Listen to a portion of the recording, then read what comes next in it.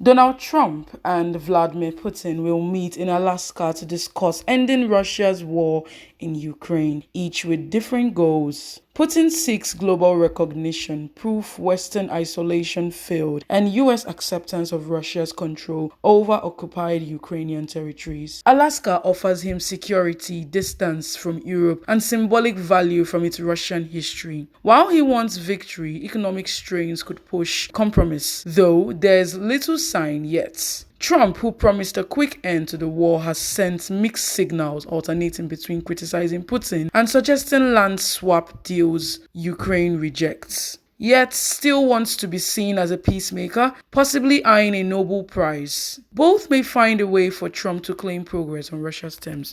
In Sragen, Central Java, 365 people fell ill after eating school lunches from President Prabowo Subianto's free meal program, the largest food poisoning incident since its launch. The $28 billion scheme aimed at reducing child stunting by feeding 80 million students has faced repeated contamination cases and criticism over its high cost, which forced $19 billion in budget cuts to ministries and sparked protests. The suspected meal in Sragen included turmeric rice, eggs, tempeh, cucumber salad, and milk, all prepared centrally. Authorities are testing food samples and the government has pledged to cover medical expenses. Despite mounting criticism, Prabowo defended the program in his State of the National Address, calling it key to ending poverty, hunger, and suffering in Indonesia.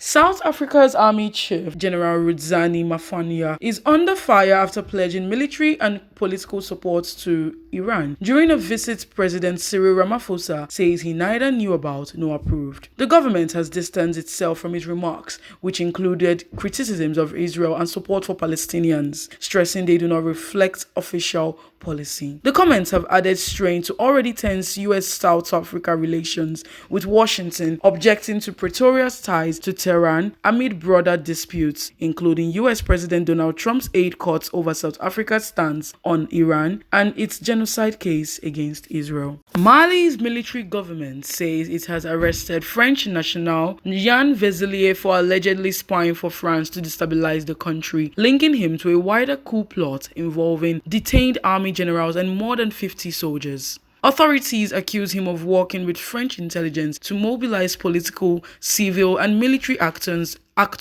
against the junta, which has also arrested former Prime Ministers Moussa Mara and Choguel Maiga in recent weeks amid growing political tension. The arrest comes as the junta, led by General Assimi Goïta, extends its rule until at least 2030, dissolves political parties, and faces worsening jihadist violence, despite turning to Russian allies after cutting ties with France. And that is all from the global scenes. Harmony Agbafo reporting for BTV News.